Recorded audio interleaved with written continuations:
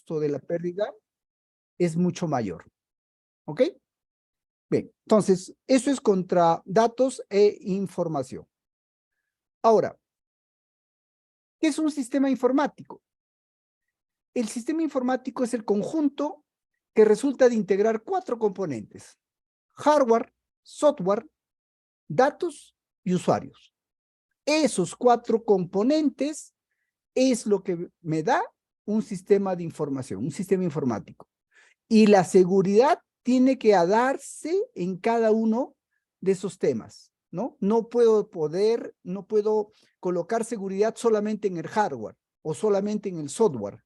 La seguridad también tiene que darse, por ejemplo, con buenas prácticas en los usuarios o con encriptar mis datos, como vamos a ver en la parte operativa de la seguridad.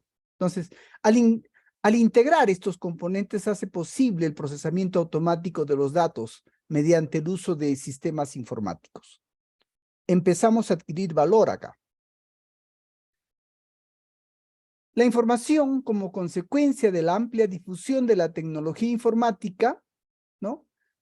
Permite lo siguiente: la información se almacena y se procesa en dispositivos de almacenamiento que pueden ser independientes o que están conectados a sistemas de redes o en la nube. Miren, donde tenemos que cuidarnos. Puede ser confidencial para algunas personas o para toda una entidad. ¿Cuáles son los riesgos aquí? La información puede no estar centralizada o puede tener un alto valor y sin embargo la información está desprotegida.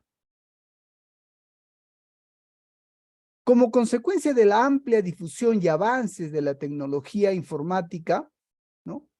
Ahora tenemos muchos dispositivos: una laptop, una tablet, un celular, tenemos nube, tenemos internet, las redes sociales, ¿no? En todas ellas hay información.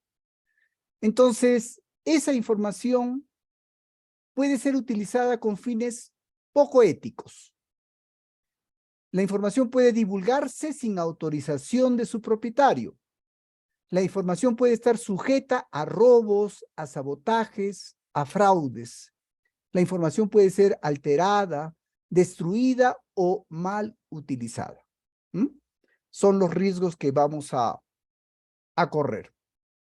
La seguridad informática, ¿en qué consiste? Es la disciplina que se va a ocupar de diseñar normas, procedimientos, métodos, técnicas, buenas prácticas incluso, orientados a proveer condiciones seguras y confiables para el procesamiento de datos en los sistemas informáticos.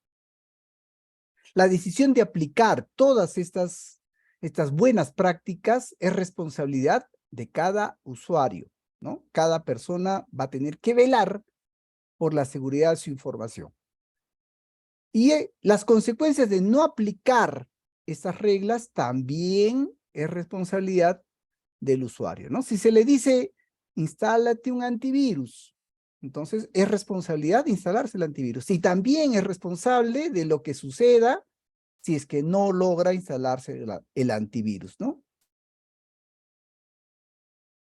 Principios. Para lograr los objetivos, la seguridad informática se debe fundamentar en 3 principios que debe cumplir todo sistema informático. O sea, nuestra data, nuestra información, tiene que cumplir principios de confidencialidad, integridad y disponibilidad. Algunos agregan alguna opción más: no repudio, ¿no? Puede ser, pero estas 3 son importantes: confidencialidad, integridad y disponibilidad. Vamos a ver cada una de ellas, ¿no? Acá en este gráfico, ustedes pueden ver, por ejemplo, las relaciones que hay entre ellas y también la presencia de personas, procesos y las tecnologías, ¿no? Entre las personas y los procesos, la disponibilidad de la información. Entre la tecnología y los procesos, la integridad, ¿no? Y entre las personas y la tecnología, la confidencialidad, ¿no? Ese es el proceso de la información. Y hay toda una serie cíclica para hacer, verificar, actuar y planificar la seguridad de la información. Y esto es permanente, es permanente. No es que yo me creo un plan de cuidar mi data, mi información, y ya, eso lo aplico siempre. No, hay que ir revisando, hay que ir actualizando nuestros procedimientos. ¿De qué trata el principio de confidencialidad? Miren aquí en el gráfico en la parte inferior, antes de que veamos la parte teórica. Acá tengo un círculo de la persona que transmite la información, ¿ok? En teoría, acá esta persona transmite y esta persona acá recibe la información, ¿de acuerdo? Pero ¿qué pasa?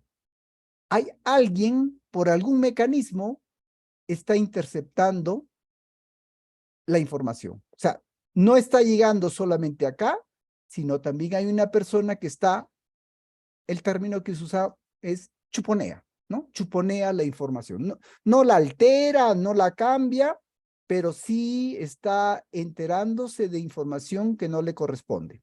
Entonces, se pierde la confidencialidad de la información porque se está interceptando la información. Entonces, la confidencialidad se refiere a la privacidad de los elementos de información almacenados y procesados en un sistema informático. Basándose en este principio, las herramientas de seguridad informática deben proteger al sistema de invasiones, intrusiones y accesos por parte de personas o programas no autorizados, ¿no? Este principio es particularmente importante en sistemas distribuidos, es decir, aquellos en los que los usuarios, los equipos informáticos y los datos residen en ubicaciones diferentes, pero hay una conexión física o lógica entre ellos, es decir, están interconectados. Esto sucede con las redes informáticas, ¿no? O en el Internet, ¿no? La red de redes.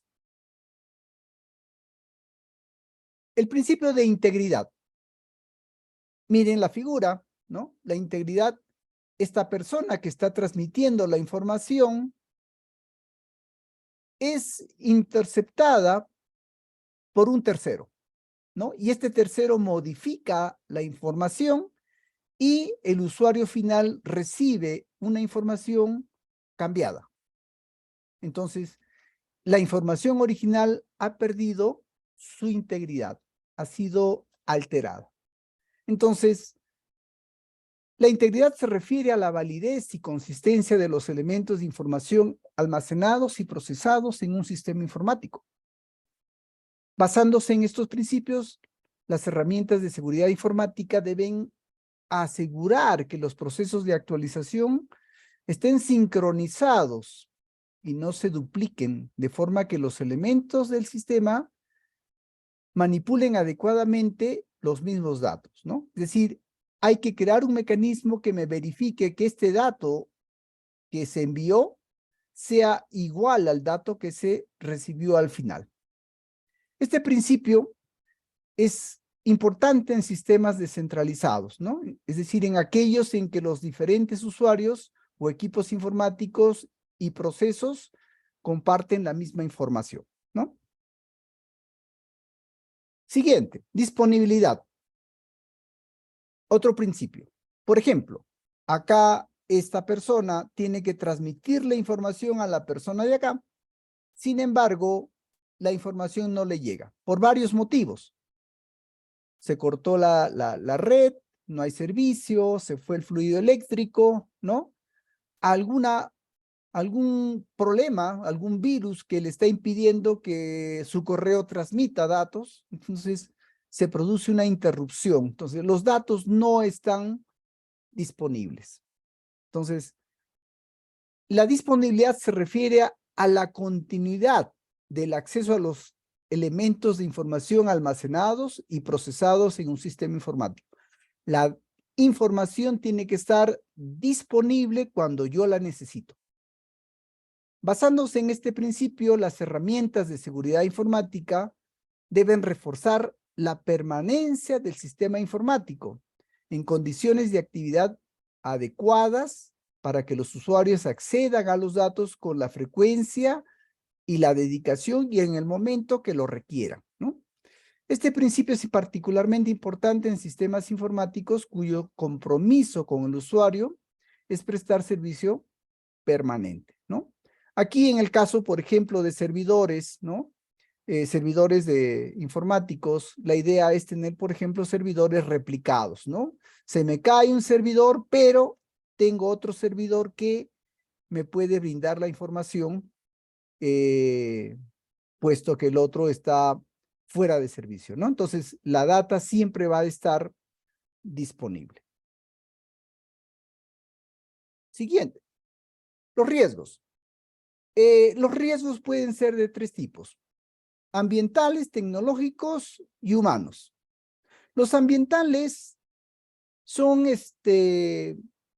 aquellos factores externos, ¿no? Por ejemplo, las lluvias, lo que está viendo en el norte, por ejemplo, ¿no? Está afectando a entidades, ¿no? ¿Han visto ustedes, por ejemplo, locales del Poder Judicial, de centros de salud, ¿no? Las historias clínicas se están deteriorando, los expedientes judiciales se están humedeciendo, ¿no? Entonces, por ahí hay un tema de factores de riesgo ambiental. Así tenemos inundaciones, terremotos, tormentas, rayos, suciedad, humedad, calor, todo aquello que pueda generar que la data se pierda, ¿no? Hay un terremoto, se cae el edificio, el data center se pierde y ahí queda, ¿no? Como pasó, por ejemplo, en el caso de las Torres Gemelas, ¿no? Se cayeron los dos edificios y mucha información se perdió irremediablemente porque se había puesto la réplica en un servidor, en un edificio y la imagen en otro edificio, ¿no? Pensando de que nunca se iban a caer las dos torres y sucedió lo que estadísticamente parecía que nunca iba a suceder. Entonces, se perdió muchísima información, ¿no? Entonces, tiene que pensarse cómo proteger la información. En este caso, estamos hablando de información de una entidad, ¿no? En el tema tecnológico, que es la parte que nos interesa un poco más, ¿no? Las fallas de hardware y o software.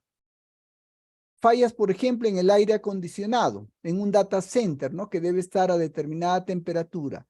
Falla el aire acondicionado, los servidores se recalientan, se apagan y quedamos sin información, ¿no? Fallas en los servicios eléctricos, ¿no?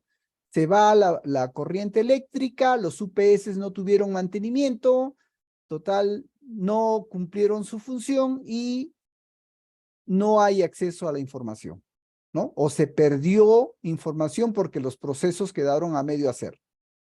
Los ataques por virus informáticos, entre otros, ¿no? Temas tecnológicos. Y luego el tema humano, ¿no?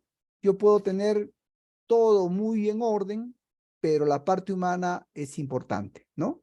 Hay que cuidarnos de los hurtos, de las adulteraciones, fraudes, modificaciones, pérdidas, sabotajes, vandalismos, los crackers, los hackers, la falsificación, el robo de contraseñas, intrusión, entre otros, ¿no? Hay toda una serie de delitos informáticos que hay que cuidarse, ¿no? Hay que trabajar la parte ética, ¿no?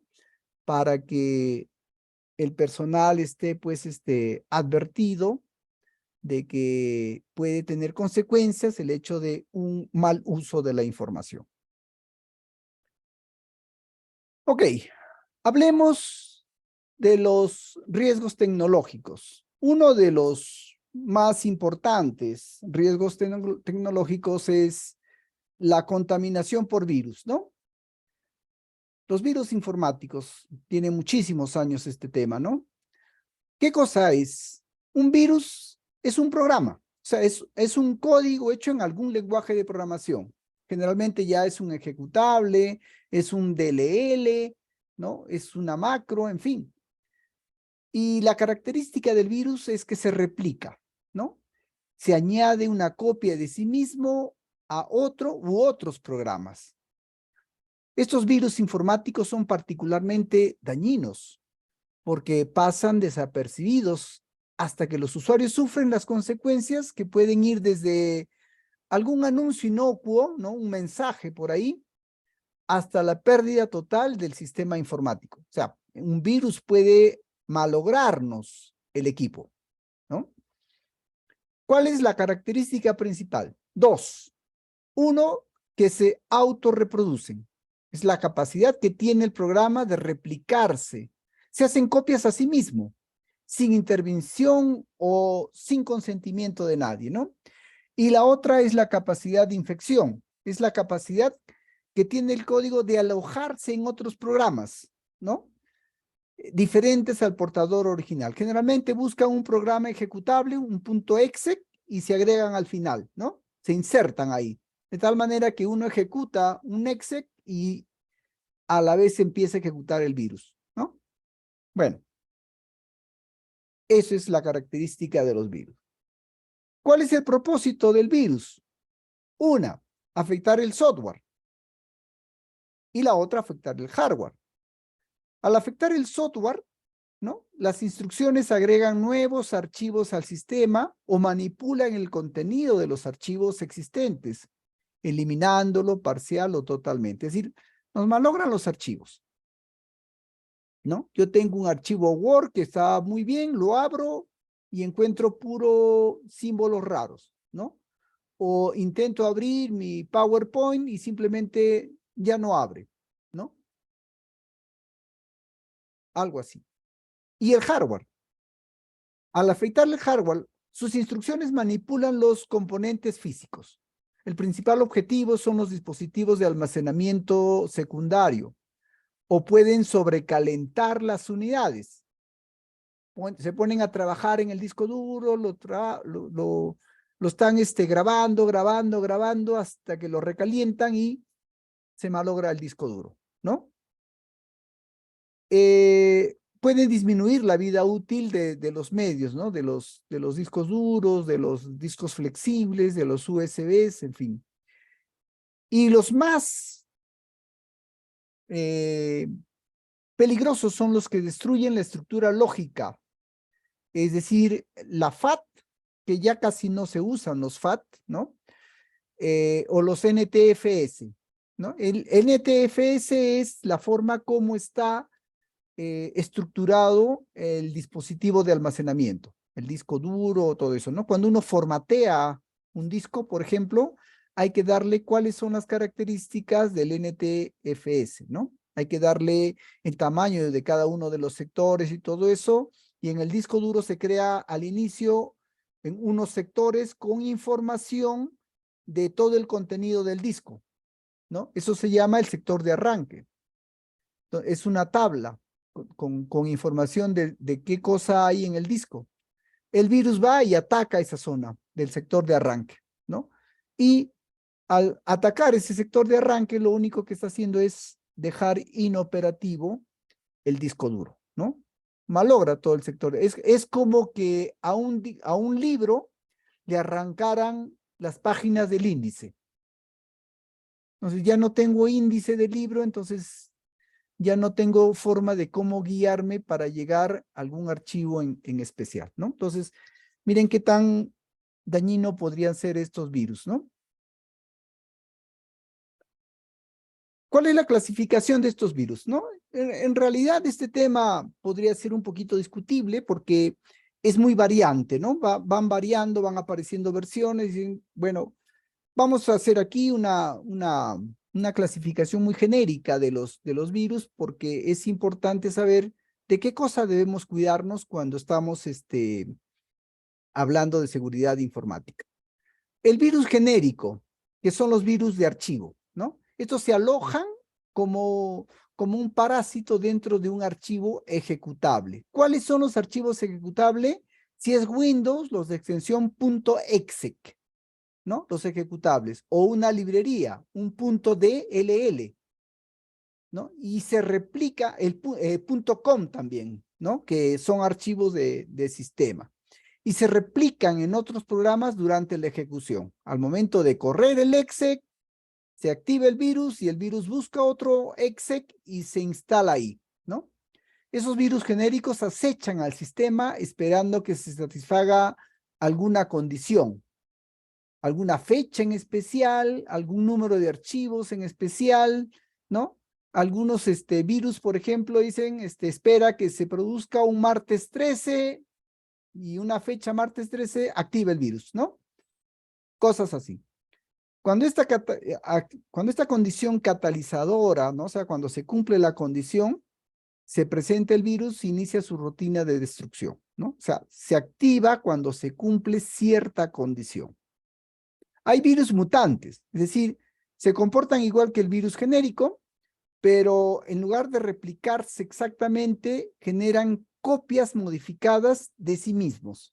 Es decir, van mutando, van cambiando, por eso es el virus, ¿no? Los virus van apareciendo nuevas versiones. Luego tengo los virus recombinables. Se unen, intercambian su código y crean nuevos virus, ¿no? Son códigos algo inteligentes. Los virus cazarrecompensas. Estos virus están diseñados para atacar los antivirus. Es decir, uno instala un antivirus, pero luego aparece por ahí un virus que su característica es atacar o neutralizar los antivirus. Ese es un cazarrecompensas. Los virus específicos de redes. Estamos hablando de una entidad que tiene servidores y estas están conectadas en red, ¿no? ¿Qué hacen estos virus? Coleccionan contraseñas de acceso a la red y luego se reproducen y dispersan sus rutinas destructivas en todos los equipos informáticos conectados a la red, ¿no? Entonces toda la entidad aparece con todos los equipos contaminados, ¿no? El otro tipo de virus, los virus del sector de arranque. Estos virus son muy peligrosos. Atacan el sector de arranque, o sea, el disco duro, van a ese sector donde les digo que está la tablita de contenido del disco, ataca ahí e inutiliza el disco, ¿no? Se alojan en la sección del disco duro cuyas instrucciones se cargan en memoria al iniciar el sistema. El virus alcanza la memoria antes que otros programas sean cargados, infecta cada dispositivo nuevo que se coloque en la unidad, ¿no? Uno va, coloca su USB, ya lo contaminó, uno coloca un disco, lo contaminó, uno manda un correo con un archivo atachado, el archivo ya se va contaminado, ¿no? Todo eso hace. Luego también, cuando uno está programando en algún aplicativo de la suite de Office, aparecen los virus de macros, ¿no? Las macros son pequeños programas que se hacen en algún aplicativo de la suite de Office, ¿no? Estamos hablando de Word, de Excel, de PowerPoint, de Outlook, en fin, ¿no? Entonces, estos virus se diseñan para infectar las macros que acompañan a una aplicación específica. Una macro es un conjunto de instrucciones que ejecuta una tarea en particular. El lenguaje es el Visual Basic Application, ¿no?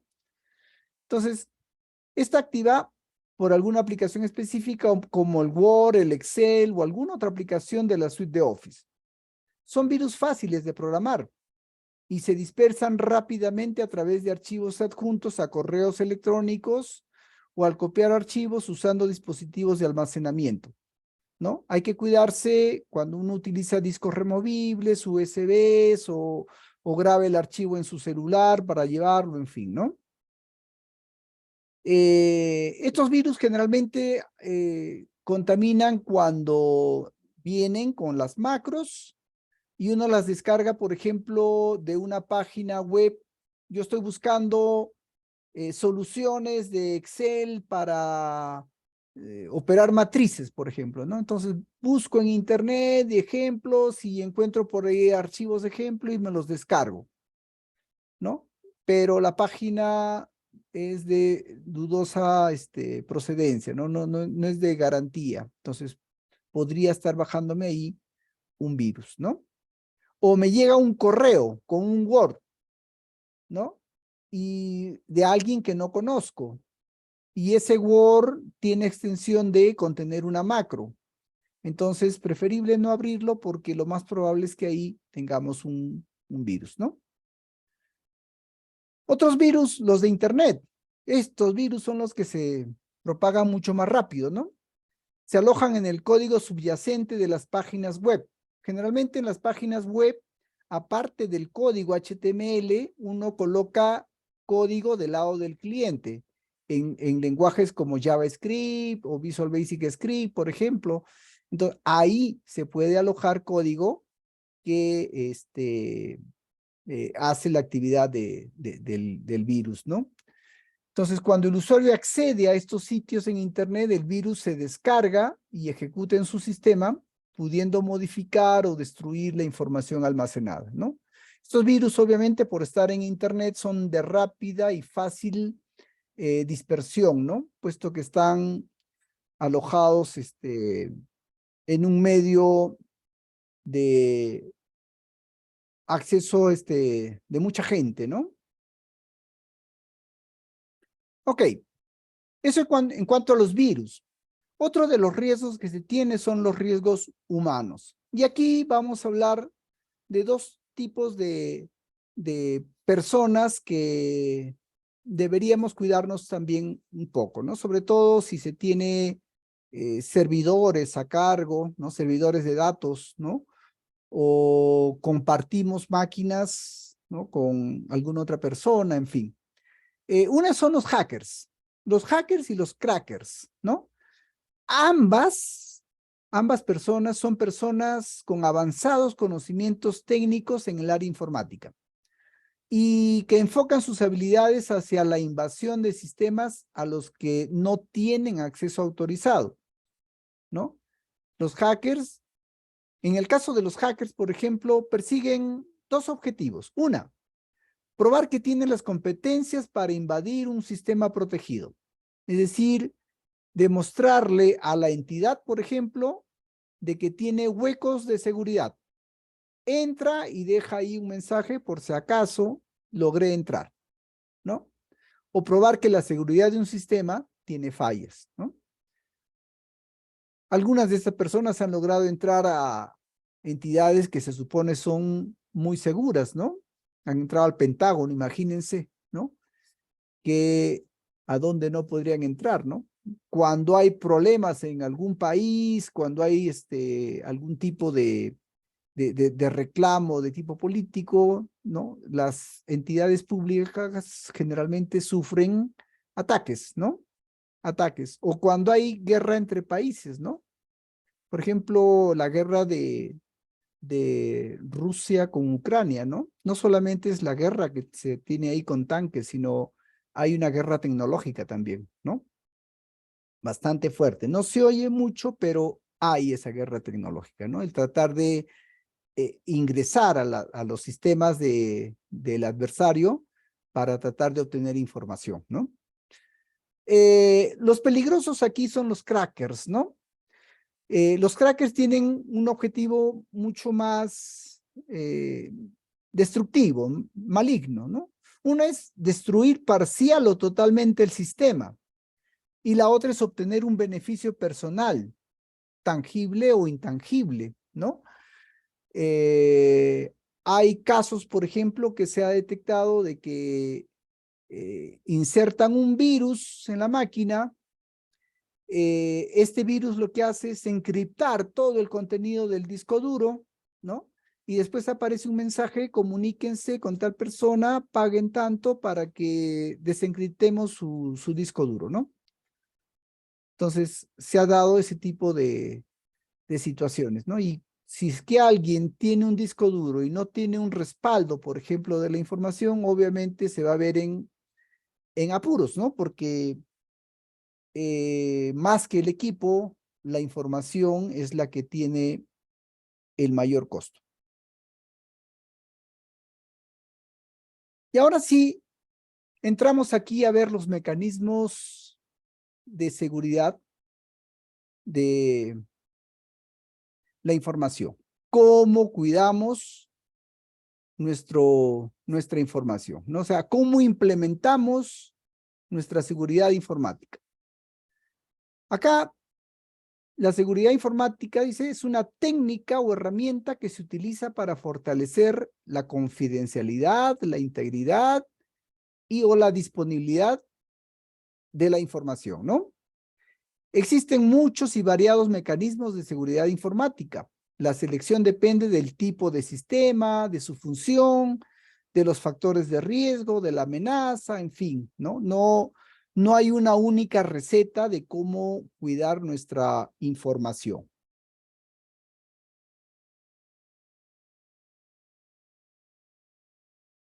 Esos mecanismos de seguridad pueden clasificarse en preventivos, detectivos y correctivos, ¿de acuerdo? Hay que saber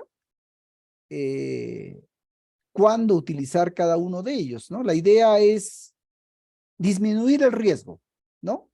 Pero no solamente disminuir el riesgo, sino asegurar la continuidad del servicio, ¿no? La continuidad de la información. Y eso se logra si es que se produce la amenaza, o sea, se llega a concretar que nuestra información ya sufrió un ataque, entonces aplicar medidas correctivas lo más inmediato posible, ¿no? Entonces, esos tres temas. El preventivo, ¿no? Se refiere a actuar antes de que ocurra un hecho. Y la idea es detener agentes no deseados, ¿no? El objetivo del preventivo es disminuir el riesgo. El riesgo siempre va a estar, ¿no? Porque siempre los delincuentes informáticos van a estar un paso adelante que todos, ¿no? Los antivirus, por ejemplo, siempre van a tener un desfase con respecto a los virus que van apareciendo. Primero aparece el virus y luego después aparece el antivirus, ¿no? O como el virus, primero aparece el virus, luego la vacuna, ¿no? Y hay un periodo en el cual estamos desprotegidos. Entonces, esa es la idea. Los detectivos, ¿no? Actúan antes de que un hecho ocurra y su función es revelar la presencia de agentes no deseados en algún componente. Nos avisan, eso es lo importante. Por ejemplo, yo tuve el mecanismo preventivo, pero igual se infectó mi máquina con virus. Entonces, como yo he instalado un software antivirus, lo está detectando. Lo detecta y me avisa. Me avisa. ¿Ok? Entonces, me avisa y yo puedo registrar la incidencia y tomar acción. Y el otro tema es el correctivo. Es decir, me infecté con un virus, ya me atacó, ya me malogró algunos archivos. Corro el antivirus y obviamente el antivirus lo que va a hacer es algunos de los archivos infectados quizás no los pueda recuperar y los voy a perder. ¿Cómo recupero o cómo restauro esos archivos? Pues yo debo tener un backup, una copia de respaldo, ¿no es cierto? Entonces, esa es la función correctiva, ¿no? Actuar luego de ocurrido el hecho y su función es corregir las consecuencias, ¿ya? Reparar los daños. Ok.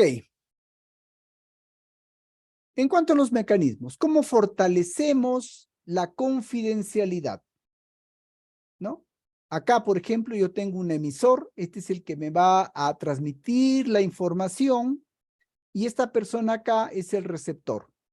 Esta persona me va a transmitir hola, ¿no? O algún documento. Y esta persona tiene que recibir el documento tal cual. Y esto lo voy a hacer navegar por internet. Entonces, para evitar que alguien intercepte esto, lo que yo hago es lo encripto, ¿no? Acá hay una clave secreta, ¿no? Acá encripto, la información viaja encriptada. Cuando llega al receptor, hay una llave que hace el desencriptado y la persona lo puede leer. Entonces, con eso estoy evitándome que algún intruso pueda interceptar la información y usarla. Entonces, la confidencialidad se logra a través de la encriptación o el cifrado de datos, ¿no? Es el proceso que se sigue para enmascarar los datos con el objetivo de que sean incomprensibles para cualquier agente no autorizado. Los datos se enmascaran usando una clave especial y siguiendo una secuencia de pasos preestablecidos, conocidos como algoritmos de cifrado, ¿no? El proceso inverso se conoce como descifrado, ¿no? Usa la misma clave y devuelve los datos a su estado original. En este caso, no nos preocupamos mucho porque muchas de las aplicaciones ya trabajan el tema de la encriptación de manera transparente, ¿no? Por ejemplo, cuando hablamos de una página HTTPS, ¿no? Esa S al final me está indicando de que es una página que está protegida, ¿no? Entonces, nadie va a alterar la información de esa página. Entonces, puedo yo incluso en esas páginas mandar contraseñas, hacer transacciones bancarias, en fin. ¿Por qué? Porque hay un principio de confidencialidad. Con respecto a la integridad, ¿cómo mejoramos la integridad de nuestros datos? Si estamos trabajando, por ejemplo, con Internet, ¿no?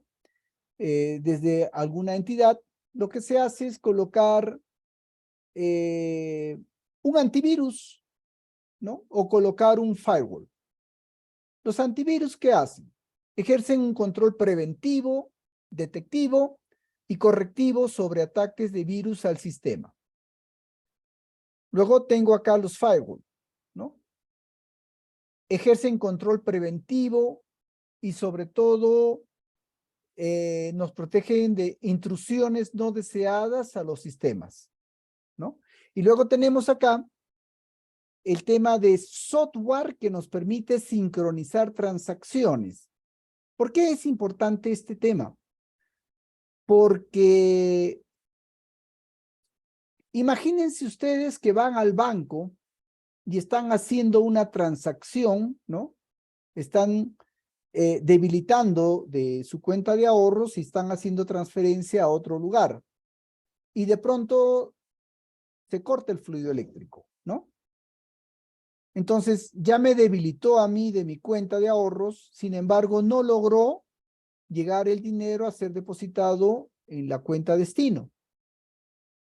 ¿Ok? Sin embargo, como se fue la luz, yo ya me quedé con mi cuenta debilitada. ¿Ok? Entonces, no es correcto, ¿no es cierto? Para esto se utilizan software especiales que hacen las llamadas transacciones, ¿no? ¿Qué cosa es una transacción? La transacción es una operación que se hace con la información de tal manera que me aseguro o se hace todo o no se hace nada. ¿De acuerdo? Si por alguna razón estoy procesando 1.000.000 de datos y a medio proceso se corta la ejecución, ¿qué hace el software de sincronización de transacciones? Como no logré terminar todo, lo que me hace es un proceso que se llama rollback. O sea, me deshace todo y me deja la data tal como estuvo antes de empezar la operación, la transacción. ¿Ok? Si no, imagínense, ¿no? O sea, mi data, mi información queda destruida, ¿no? Queda inconsistente y no es la idea, ¿no? Eso sería tan crítico como un ataque de un virus, ¿no? Y no es un virus, simplemente es una operación sobre data masiva que no se logra terminar porque se presentó algún problema, ¿no? Y si yo no tengo ahí el software de sincronización, entonces la data queda inconsistente. Para suerte nuestra, estos software de sincronización se encuentran en la mayoría de software de manejadores de base de datos, ¿no? Por ejemplo, un Oracle, un SQL Server, ¿no? Tienen mecanismos de transacción. pero hay que implementarlos, hay que programarlos, ¿no? Hay que decirles, ojo, acá empieza mi transacción y acá termina mi transacción, ¿no? Para asegurarnos de que si en caso no se completa la operación, se puede hacer un rollback. Un rollback es un deshacer todo. Con respecto a la disponibilidad, ¿qué hacer para tener disponible siempre nuestra data? Una son los planes de recuperación o planes de contingencia. ¿A qué se refiere esto? Los planes de contingencia se activan cuando ya ocurrió algún problema, ¿no? Ya se presentó el virus, ya se cayó el servicio, ya se deterioró el disco duro y toda la data, la información está en el disco, en fin. Esos planes de contingencia es un esquema que especifica los pasos a seguir en caso de que se interrumpa la actividad del sistema, ¿no? Con el objetivo de recuperar la funcionalidad. Dependiendo del tipo de contingencia, esos pasos pueden ejecutarlos personas entrenadas, sistemas informáticos especialmente programados o una combinación de ambos elementos.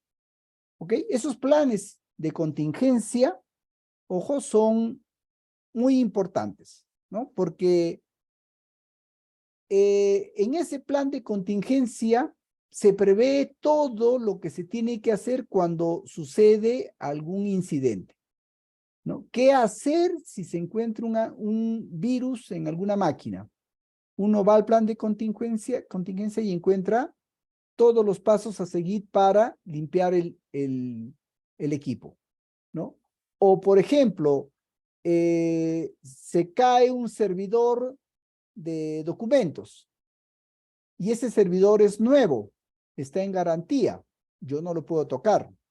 En mi plan de contingencia voy a encontrar el nombre del proveedor de ese equipo, el nombre de la persona con lo que debo hacer contacto y su número telefónico. De tal manera que lo llamo inmediatamente para que me dé soporte y me restaure mi servidor, ¿no? Ese es el objetivo de esos planes de contingencia o planes de recuperación, ¿no?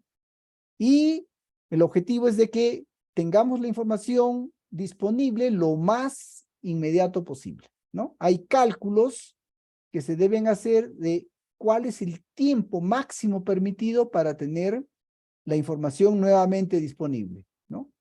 Imagínense el tiempo de recuperación en el caso de un sistema de información de vuelos aéreos, ¿no? O de un banco importante, ¿no? Un banco que no tenga 30 minutos sin hacer operaciones. ¿Se imaginan el costo de ese banco? ¿No? Las pérdidas. Luego, el tema de respaldos, respaldo de datos, los backups, ¿no? Y estos backups hay que hacerlo no solamente de la entidad donde uno trabaja, sino también los backups personales, ¿no? Es el proceso de copiar los elementos de información recibidos, transmitidos, almacenados, procesados y generados por el sistema. Existen muchos mecanismos para tomar respaldos, dependiendo de lo que se quiera asegurar, ¿no? Algunos ejemplos son copia de la información, ¿no? En algún dispositivo secundario, ¿no? Por ejemplo, la información de una entidad. Imagínense SUNAR. SUNAR tiene información de todas las propiedades inmuebles en el Perú. ¿Se imaginan una pérdida de datos ahí? Sería terrible, ¿no es cierto? Que se pierdan datos. Entonces, hay que estar sacando esos respaldos. Y esos respaldos, incluso hay empresas que se encargan de custodiar los respaldos. Los custodian como si fuera dinero de un banco. Tienen bóvedas para guardar la información, ¿no? Por ejemplo, Prosegur, ¿no? Es una empresa que uno lo ve con sus carritos y uno piensa que siempre llevan dinero. No necesariamente. Llevan copias de respaldos, de backups que se han hecho de alguna entidad y los llevan con tanta seguridad que los guardan en sitios donde están protegidos contra la humedad, contra inundaciones, contra lluvias, contra incendios, ¿no? Están en almacenes donde no hay ninguna instalación eléctrica para evitar que haya algún problema de un cortocircuito que haga que eso se incendie, ¿no? Entonces, tiene deshumedecedores, en fin, ¿no? Así de importante es el tema de los backups, ¿no? Uno puede tener también el backup de su información, ¿no? Yo tengo mi laptop, me compro un disco externo y tengo una copia de mi información de mi disco, ¿no? Entonces, si por ahí llevo mi laptop, me la roban, pues no es mucho lo que pierdo, ¿no? Pero porque tengo la data. A veces la información vale mucho más que la laptop, ¿no? ¿Cuántas veces he escuchado, por favor, quédense con la laptop, pero denme el disco duro, ¿no? Ponen ese tipo de casos, ¿no? Entonces, ¿por qué? Porque en algún momento la información llega a tener más valor que el equipo, ¿no? A veces hay casos que las personas, bueno, ahora ya casi los USBs no se utilizan, pero tenían el trabajo de tesis en el USB y el USB se les perdía o se malograba y no sabían cómo recuperar la información del USB porque ahí estaba todo el trabajo. Entonces, una mala idea de tener la información así, ¿no? Siempre hay que tener el respaldo de la información. Ahora tenemos hasta la posibilidad de guardar la información en la nube, ¿no? Y tener cierta seguridad de que la información más importante que uno tiene, pues guardarla en la nube o tenerla pues en casa, pero lejos de la laptop, ¿no? Un error a veces uno deja la laptop en el escritorio y al costado deja el disco duro. El disco duro externo. Entonces viene el ladrón y se lleva la laptop y se lleva el disco duro externo. Entonces de nada sirve haber sacado un backup, ¿no? El disco duro externo tiene que estar lejos de la laptop, ¿no? Saco mi respaldo y llevo mi disco duro a otro lugar, ¿no? Le encargo a un familiar o lo guardo en otro sitio, pero no las tengo juntas, ¿no? Sería una mala idea de que yo esté andando en mi laptop y mi disco duro en mi mochila, ¿no? Entonces me roban mi laptop y me roban mi backup. Entonces es un mal concepto decir sí, tengo backup, pero la idea no es solamente sacar backup, es las políticas de dónde guardar cada cosa, ¿no? ¿Qué debemos proteger? Todos los dispositivos que componen el hardware. Procesadores, la memoria principal, los dispositivos de entrada y de salida, los dispositivos de almacenamiento, los respaldos, todo eso hay que proteger. ¿Cómo? Aquí algunos ejemplos de lo que hay que cuidar, ¿no? Por ejemplo, hay que restringir el acceso a las áreas de computadoras. No todos deben entrar a un data center, por ejemplo, ¿no? Restringir el acceso a impresoras. ¿Por qué? Porque a veces uno manda a imprimir y la impresora, como es un servidor de impresoras, hasta que yo vaya donde está la impresora, alguien se llevó las hojas que mandé a imprimir. Se llevó mi información, ¿no? Hay que instalar detectores de humo, extintores de fuego, ¿no? En ambientes donde hay muchas computadoras, ¿no? Un área de desarrollo, por ejemplo, ¿no? Todos los programas fuentes hay que cuidarlas. Colocar los dispositivos a cierta altura del piso, ¿no? Porque a veces, por ejemplo, se rompió una tubería y empezó a inundarse el piso del edificio, ¿no? O del piso donde uno está. Entonces, y hay equipos que están sobre el piso, sobre el suelo. Entonces, hay que cuidarlos. Hay que cuidarse de los dispositivos lejos de las ventanas, ¿no? Porque Si yo pongo una máquina cerca de una ventana, pues la lluvia, un siniestro, una bomba, en fin. Colocar pararrayos para evitar que haya descargas eléctricas y malogre los equipos, ¿no? Un rayo que caiga, pues me va a malograr los equipos, ¿no? Hay que protegerse, proteger las antenas externas también, ¿no? ¿Ok? Todo esto es lo que tenemos que tener como cuidado, pero siempre vamos a tener el riesgo, ¿no? Siempre vamos a tener la posibilidad de que alguien en la entidad haga un mal uso de la información, ¿no? Entonces, a pesar de todos los cuidados que podemos haber tenido, pues siempre alguien por ahí puede fallar. Y esa falla humana siempre hay que tenerla presente, ¿no? Entonces, viene acá el tema de las sanciones legales, ¿no? Un mecanismo correctivo para factores de riesgo humano, las sanciones legales.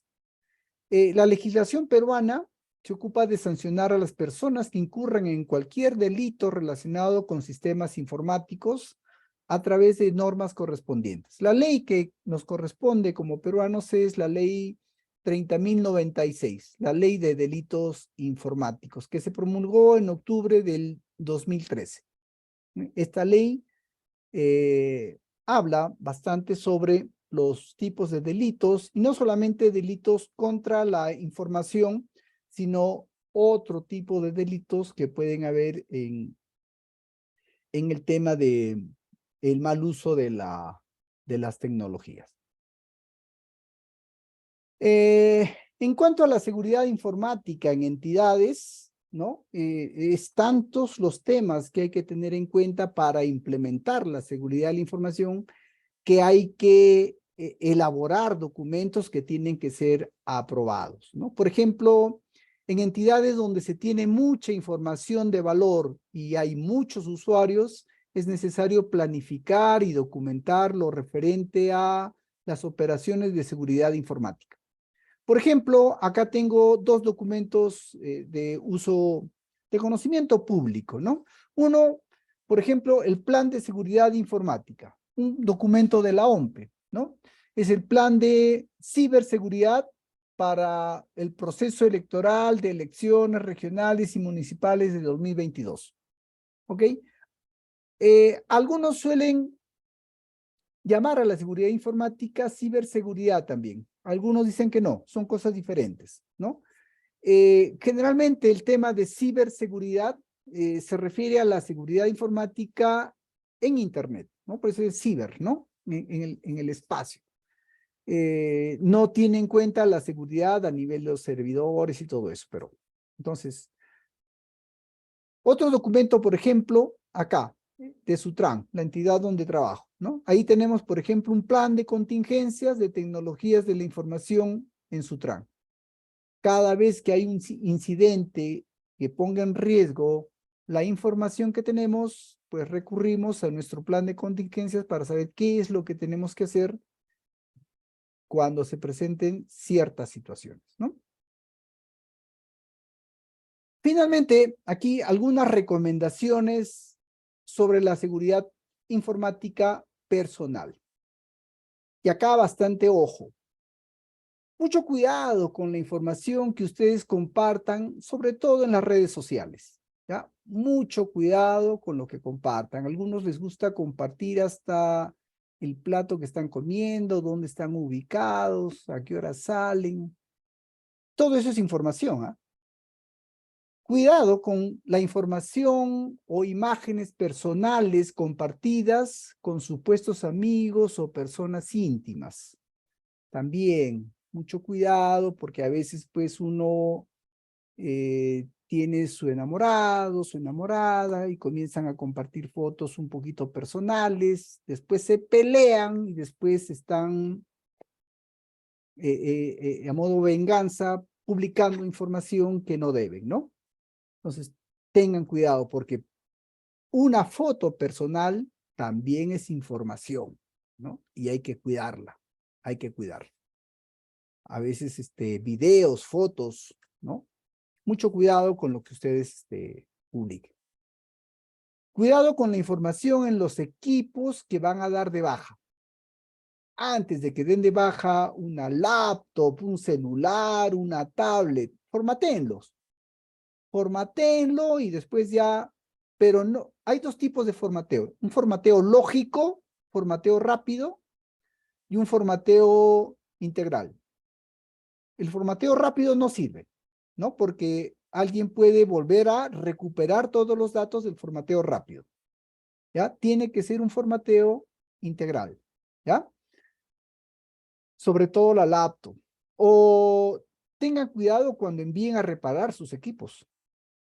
Si envían a reparar su laptop, su celular, y tienen información personal ahí, tengan cuidado, ¿no? Porque podría perderse la información porque la persona que estuvo revisando la laptop entró y borró la data, perdió la información, o quizás encontró data y se la copió.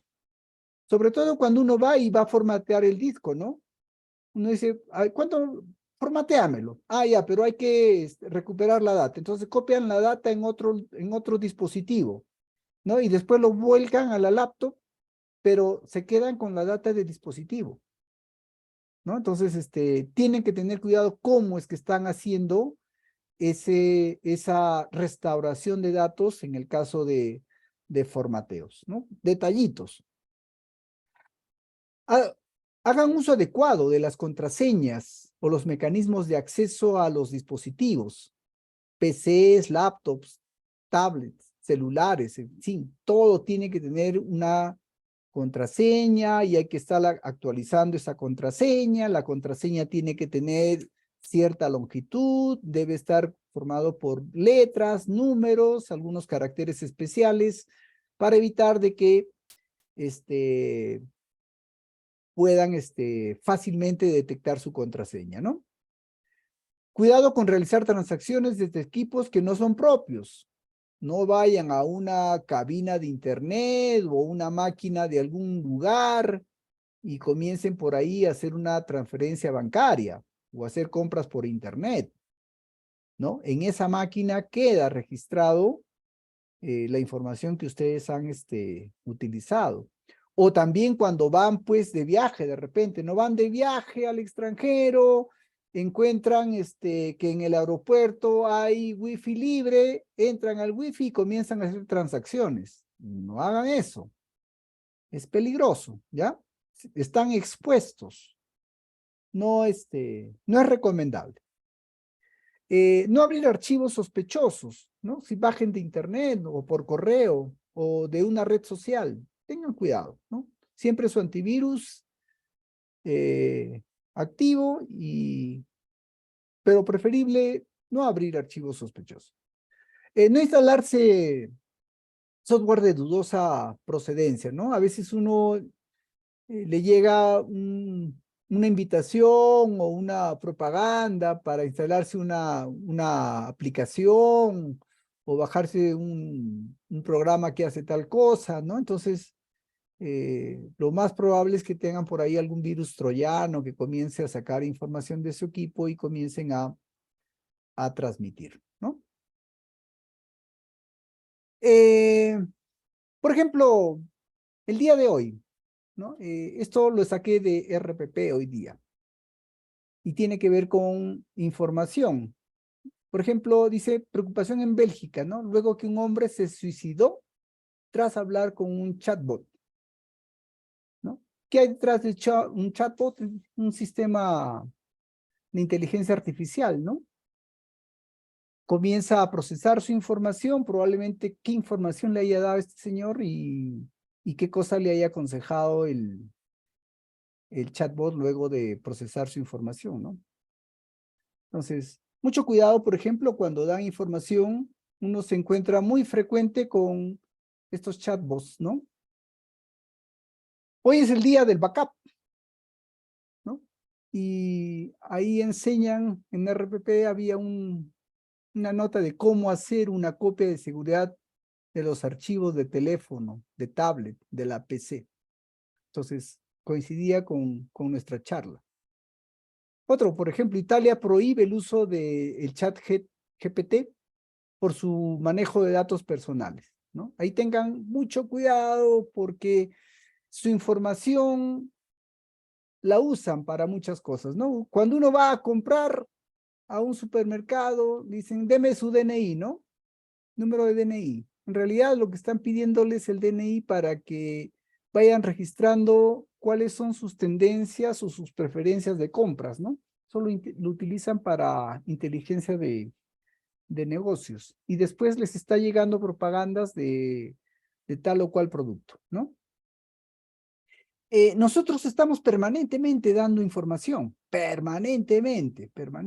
O sea, uno no se da cuenta, pero al estar andando con el celular es quien nos está delatando permanentemente, ¿no? El celular tiene GPS, permanentemente está indicando cuál es nuestra ubicación, ¿no? Por ejemplo, hay una pregunta ahí, ¿de dónde obtiene Google Maps sus datos del tráfico?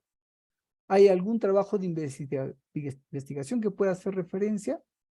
Entonces, ¿quién transmite información hacia el Google Maps para que pueda tener información del tráfico y todo eso? Nuestros celulares. Tienen GPS, está permanentemente enviando información. Imagínense la cantidad de información que se procesa, ¿no? Y Google Maps puede reconstruirles toda su información de dónde ha estado en un mes, ¿no? Ha estado en tal sitio, en tal sitio, en tal sitio, en tal sitio, o sea, conocen su vida, ¿no? Conocen su vida, por hablarles de una de las aplicaciones, ¿no? Entonces, mucho cuidado con eso, ¿no? Si no quieren, dejar muchos rastros, entonces pueden apagar algunos de los servicios de su celular, por ejemplo, ¿no?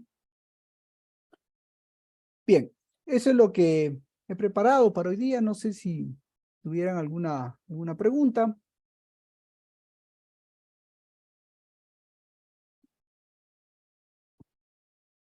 ¿Me avisan?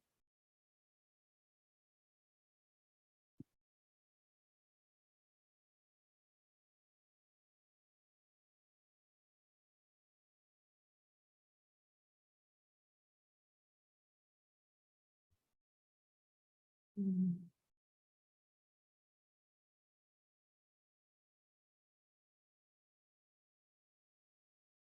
Muchas gracias por su exposición. Creo que todo ha sido muy claro en la charla que nos ha brindado, muy interesante.